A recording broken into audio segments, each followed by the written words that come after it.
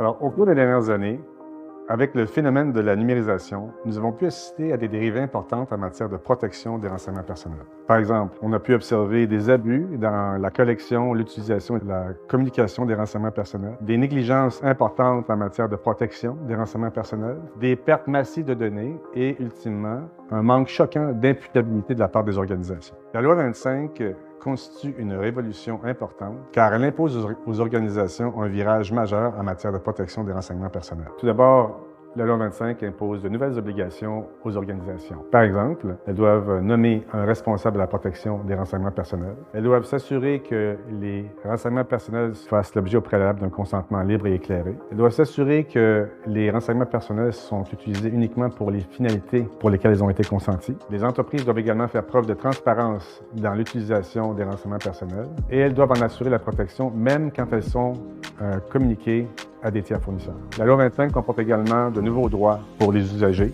tels que le droit à l'information, le droit à l'oubli et, dès septembre 2024, le droit à la portabilité. Finalement, en cas de non-conformité, la loi 25 prévoit des sanctions administratives et pénales qui sont les plus sévères actuellement au Canada. Considérant la vulnérabilité des données à l'ère numérique, la loi 25 constitue une révolution que, dorénavant, les dirigeants d'entreprises au Québec ne peuvent plus se permettre de négliger la protection des renseignements personnels sans mettre en péril leur organisation.